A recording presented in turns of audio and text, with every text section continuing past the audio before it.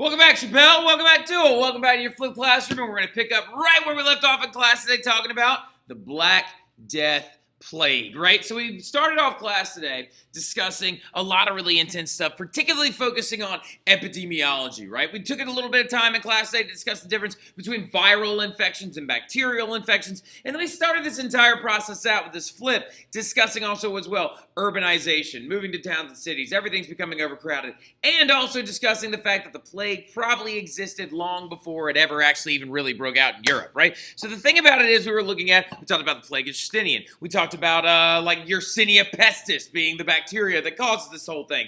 But let's go ahead and jump right back in to where we left off, right? So we were discussing in class today as well. I know it's where we got in like about B, like where we got right around B period. I think C period we might be a little bit past this and stuff like that. But we left off talking about the famine of 1315 to 1317, right? So the thing about it that you need to understand is that there was a lot of climatological shifts going on during the late Middle Ages, right? Climatological shifts, what I mean by that is we're having a lot of climate change that's going on during the late Middle Ages, right? And a lot of it wasn't even caused by human activity. This one was much more caused by a cyclical cycle that actually was really different from the climate change that we're seeing today, right? So looking at it, you have to understand that by the 1300s, Europeans are farming almost all of the land that they can get, right? And there was also a small warming period that actually happened during the Middle Ages or during the High Middle Ages, right? And we looked at that when we actually talked about the High Middle Ages, when we were discussing William of Normandy and all this other stuff. We looked at that one picture. I don't know if y'all remember, but try to search back in your mind. And there was a woman like casting seeds. And there was a guy with a plow and a horse and a massive castle in the background. Well, with that, during that time period, there was a medieval warming period, right? Very little bit of time where crops were growing really well, where food was being put out really well. And so population is going to spike. Well, the thing about it is you now have a lot of people that are living in Europe because they're healthy, because they're nutritious, because they're actually eating enough to stay alive, but to actually go off and also procreate, right? So with that though, then they got hit by this thing called the Little Ice Age. Do me a favor, highlight Little Ice Age, right? It's very important. So the thing that ends up happening is a climatological shift occurs where temperatures in Europe are going to drop about an average of a half a degree Celsius or 1.5 degrees Celsius for the span of several hundred years, right? And so because of that, this is going to cause some huge periods of famine. So in 1315 to 1317, it caused a massive amount of rain, all right? Huge amounts of rain that are going to destroy, kill, and damage a lot of crops, right? And you can actually see it right here on this graph. There's that little ice age right there. The River Thames was freezing over each year. Vikings are going to have to leave Greenland because it's going to freeze as well. And the Black Death Plague is going to start hitting right about here, and then everything starts dipping down, right? So getting into it, though, as well, we'll talk about it even more a little bit later. The Little Ice Age actually lasted really long time, and the crisis of the 1600s is going to be a big problem as well. So the thing about it, though, is that little ice age, that massive climatological shift, the fact that population was really high, and now we're not putting out as many crops, the famine of 1315 to 1317 is going to be a massive event that's going to help you understand why the plague spread so badly, right? As many as 15% of peasants in some English villages are going to die. One consequence, though, also of starvation and poverty is susceptibility to disease, right? If you are not eating well, if you are not eating regularly, your body is not going to be able to fight off disease like it once did. And also, if about if about like 30 years after this, right, you're not having healthy children, you're not having people that can actually fight off disease as well or like more efficiently, then this is going to lead to the spread of this disease moving very quickly, right? So what we're doing right now is we're kind of setting up this entire idea of why did the Black Death get so bad, right? Why was the Black Death so bad that it killed 50% of all Europeans possibly? That's an absolutely wild number and an assessment of that massive number of people. So looking at it as well, the plague is going to spread very quickly because of crop failures, because of population spiking, because of overcrowded cities, because of all these other different things. But mainly, you have to understand where it all started out, right? We believe, we're not positive, but we believe that the plague probably started somewhere in Asia, right? We're not positive as to where or when it actually popped up, but we believe it started somewhere in the continent of Asia. Now, that could be anywhere, including places like Russia, Kazakhstan, Afghanistan, the Middle East, possibly as well as Eastern Africa, right? Or possibly Eastern Europe. But we believe that it was that very large swath to the east of modern-day Europe in the sense of usually we think it's like right around in this general region over here, right? So with that, though, it's going to reach Europe in 1347 via a merchant ship on the island of Sicily, right? Now, here's the interesting little thing about this entire story, right? Trade was starting to come back, right? During the High Middle Ages, economies were getting better. People were making more money. Trade was increasing, right? Now, with that, though, that means that people are moving much more. Movement is happening. Traders and merchants are carrying products to different places, going to different places, checking out other things, meeting other people, and going to help spread a disease. We believe, actually, the merchant ship came from a port somewhere over here off the coast of Turkey, right? Now, there's a city near the Black Sea and off the coast of Turkey called Kaffa, right?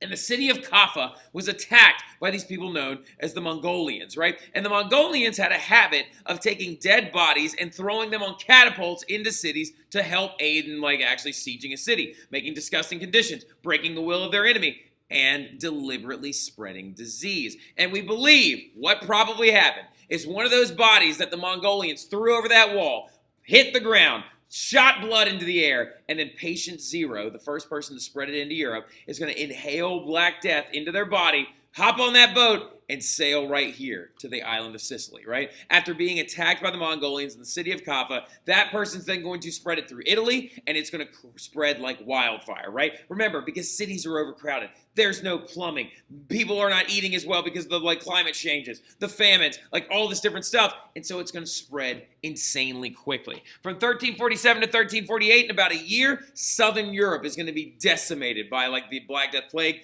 1349 to 1350, Central Europe and the British Isles are going to see it. And then literally by the end of the 1350s, it makes it all the way up into Scandinavia, right? It spreads so quickly, absolutely insanely fast. But really fast, though, what was the biggest spreader of this? What job or occupation of people were the biggest in responsibility of spreading this plague? Traders and merchants, right? So jot that down somewhere really quick. Traders and merchants spread the plague quickly. Now, did they do that intentionally? No. And did they do it physically? Some, but not as much as the animals that were on their boats, right?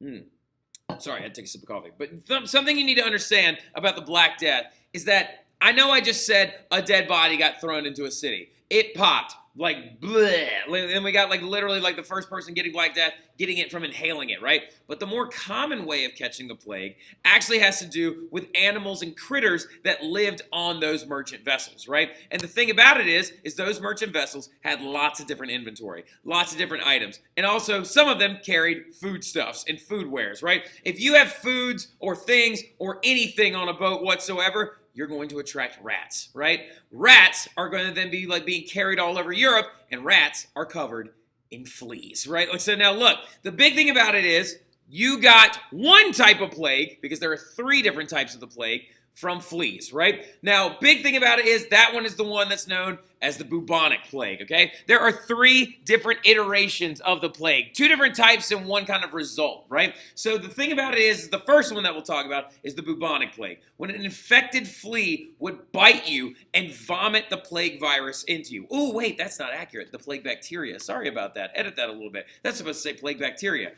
Basically, though, the flea would hop onto the person, and what happens when a flea actually has plague bacteria inside their body, this is a flea that was infected with plague bacteria. You see this clot right there? See that black gunk that's right there? And then also on the front part of its its face? You have to understand what happens is bacteria, like we talked about in class, wants to do one thing. Eat, consume, multiply, right? And so it was eating and consuming the blood on the inside of this flea, causing a blockage in the flea's throat, right? So when the flea bites you, it goes, and then tries to get rid of that blockage so it can then actually consume more blood. But what has that flea now just done? It's vomited virus into you. It is, or not virus, it's vomited the plague bacteria into you, right? Now, can you also get it from bites and scratches from rats? Yes, but it wasn't as common, right? And then also handling dead animals animals could also give you the plague, but again, not as common. The biggest spreader is those disgusting little fleas right there. We're the biggest spreader of the entire plague, right? Now, the next type of plague that you could get as well is the type of plague you could get person to person, right?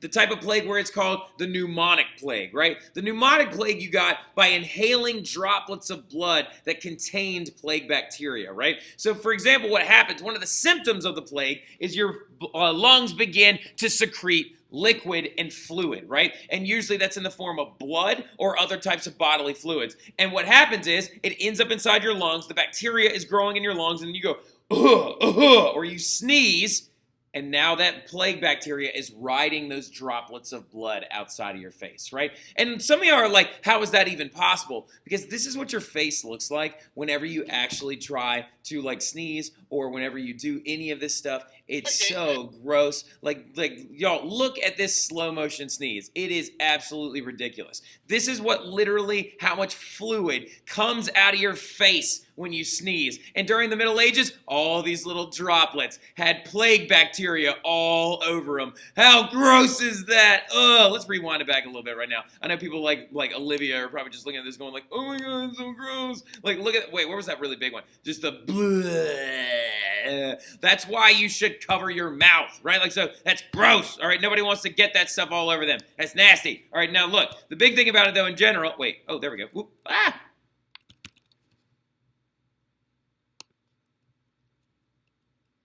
There it is. Sorry about that. So that's how you got pneumonic plague, right? The other type of plague you could get is called septicemic plague, right? Now, septicemic plague is a result of getting bubonic or pneumonic and it going unchecked. The bacteria has now grown all over your body, caused black spots called lenticulation, which is why it's called the Black Death, and septicemic plague almost always resulted in death, right? Now, the thing about it, though, in general, is you also have to understand that there are really, really big symptoms as well of the plague. Your orifices would bleed, right? Literally, your eyes would bleed, your mouth would bleed, your nose would bleed, and a lot of that has to do with the thinning of your blood and the destruction of blood cells and things like that inside your body because of the plague bacteria.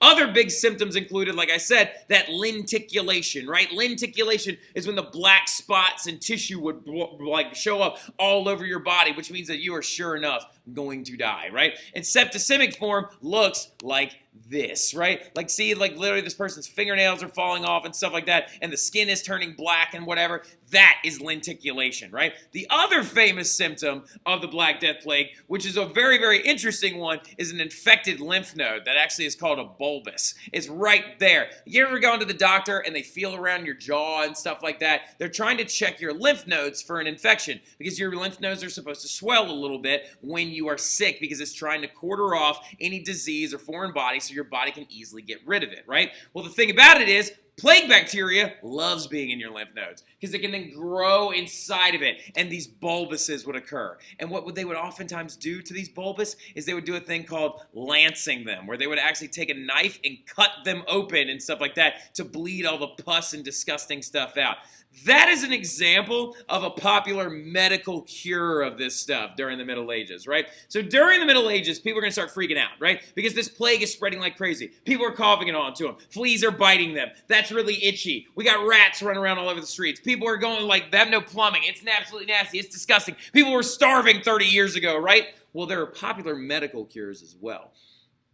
People actually genuinely believed you could get rid of the plague by doing a lot of weird stuff. The most famous of those things includes these crazy costumes that doctors would wear during the time period to try and keep themselves safe from the plague. The mask would all actually work like a primitive gas mask, and also they would stuff herbs and other kind of spices into the hornets or into the beak right here itself to actually prevent them smelling the bodies of the dead. Now, interesting little thing as well is there's only like a handful of accounts of that ever actually happening. It's not like all doctors were walking around looking like this. And then also doctors during the Middle Ages were not very good or very well trained. So it's not like we're really like worrying too much about the effects of like the plague on the doctoral class because they weren't even that big. So the big thing about it though is doctors wore weird costumes, the bird costumes and stuff like that. And I know Nicole Hartle is just like right now. Another big one was bathing in human urine, which I accidentally put on here twice, but it's still equally gross, right? So bathing in human urine was believed to be a cure for the plague. Rubbing onions on the bulbus, raw onions, was considered a cure as well, or drinking lots of vinegar was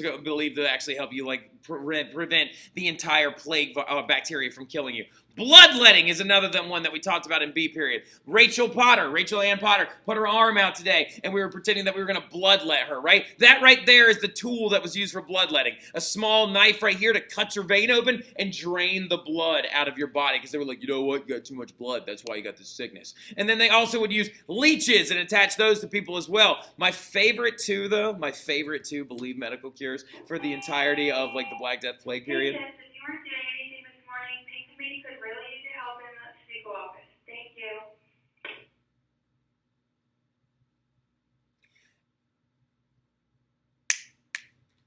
My favorite ones, though, are one, they would do this thing called the Vickery method, where they would take a chicken and pluck all the feathers out of its butt, and then they would like literally tie the chicken's butt to one of the bulbuses and then just rub chickens all over them, right?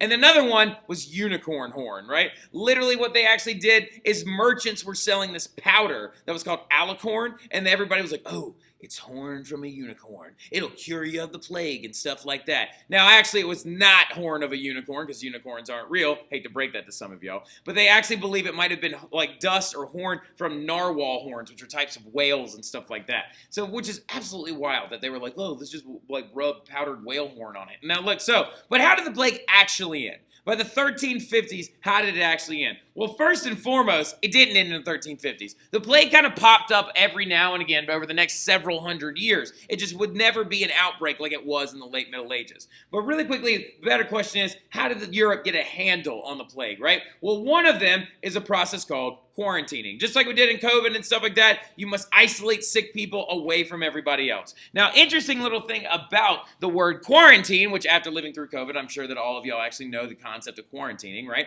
Quarantine is actually a measurement of time, right? So the interesting thing was, whenever they actually said these merchant ships still coming into Italy, the practice became you must sit and stay on that boat for 40 days to make sure that no one on there has the plague and they're not going to give it to anybody else, right? And so that literally was called quaranta, right? 40 days, right? So like, yeah, hence quarantine, right? Moving out of towns and cities was a big one as well. They were overcrowded. A lot of people began to move to their countryside estates and live out there until the plague died down in the cities. But that was usually only one thing, like only things reserved for the wealthy. Hygiene became a bigger thing as well. People, washing themselves became really popular, right? Maybe if we use soap, we won't die. Also as well, travel and migration is going to slow down. You're going to have periods without war, because if any of y'all were actually noticing, this plague broke out 10 years into the 100 Years' War, right? This is one of those causes of the big chunks of peace. And then also another weird one was lighting a lot of fires in your house, right? So Pope Clement VII, during the Black Death Plague, actually had to still anoint the sick and still had to meet with people regularly, right? How did that guy not get the plague? Well, they actually believe that the scientists today believe that Clement surrounded himself with torches and that this was doctor prescribed. That the doctors were like, hey, the fires will help keep people at a distance from you. It'll help keep you from getting sick. Not only did it help keep people at a distance, but also if they would cough, the bacteria would burn up in the flames that were actually surrounding them and stuff like that, right? Which is just a really interesting little thing, right? Now, going forward, though, you're going to see massive effects of the plague on society as well. And because, like I said, it's going to pop up every few hundred years. It's just never going to be an epidemic like it was in the late Middle Ages, right? You're going to see an upsurge in faith and religion. You're going to see artistic representation dramatically change. You're going to see giant effects on the economy. You're going to see a population decrease, and you're also going to see anti-Semitism, right? So let's go ahead and work through these things real quick. The upsurge in faith is a very, very interesting one, right? Surprisingly, Christianity in the church grew during the plague, which is really, really strange, because you would think that since the church and had many priests and nuns died also from the plague, that they were probably thinking to themselves, wait a minute, maybe this is actually nothing about the church or whatever. That's what you'd think, right? But what actually happened was Christianity in the church grew tremendously, because monasteries and convents became hospitals. They became places for the sick to go. And then also, people viewed it as God punishing them for sinful ways, right? So they actually dedicated themselves more to Christianity and their faith, right? One of the biggest examples of this are these people called flagellants or flagellenti, who were these guys who would wander around Europe and basically say prayers, do like different actions, and then they would hit themselves with whips or beat themselves to try and be like penance for their sins, right? do me a favor, ask Mr. Mathern about it. He loves talking about flagellants, right? Flagellants, not flatulence. That's another word for fart. All right, here we go. No, keep going though, all right? Medieval art is also going to change as well. There's going to become an obsession with death and then also realism in art as well, okay? Interesting thing about this is that you're going to see engravings pop up with very heavy themes of the dance of the dead, right? You're going to see the burying of the dead in medieval art as well during the plague period. And you're also going to see an increase in realism. Look, art is getting better because of the plague, which is a very interesting little thing, right? You actually have literally demons in the background sieging a city. You have people actually binding up dead bodies and preparing them for burial. So art, ironically enough, got a little bit better and also became obsessed with death during this as well. The economy during the plague is going to be an interesting one too, because you would actually believe that the plague would destroy the economy for hundreds and hundreds of years. But surprisingly, during the plague itself, high unemployment and economic stagnation was a thing. Of course it was, right? Of course, the economy slowed down and people didn't make as much money while the plague was going on. But right after the plague, right after it was over, there are now less people. And if there are less people, it means that there's more specialty crops and more specialty jobs. That means, like, for example, like we'll use sea period as an example, if half of y'all died, then the other half are going to begin to demand more payment for their work because they don't have as much competition, right? More money is going to end up in the hands of individuals. The feudal system is going to be drastically shaken up, and a lot of serfs are going to be allowed to finally leave those lands and stuff like that because of the plague. And ironically enough, after the plague, a lot more money is going to be made, right? So really, during it, bad. After, very, very good. So now look, 25 to 30 million people in Europe actually died. We think that's close to 50% of the entire European population. And then last but not least, we've got this one little thing right here. You don't have to write the other 22% thing. Anti-Semitism, right? One of the biggest things that happened after the end of the Black Death Plague was a dramatic uptick in anti-Semitism, which is the industrialized dislike of Jewish people, right? So the death began a dramatic persecution of Jewish people in Europe because people in Europe began to blame the Jewish people for spreading the plague, putting it in wells, and trying to deliberately affect people, right? Now, this is probably a holdover from the Crusades due to religious intolerance. However, we need to go ahead and throw out there that stuff like this and anti-Semitism is never appropriate, right? And that is so stupid that people tried to blame an entire religion for the problems of a bacteria that was spread by fleas, right? So the big thing about it, though, is we'll talk about that stuff a little bit more tomorrow. I'll see y'all then. Y'all have a good one.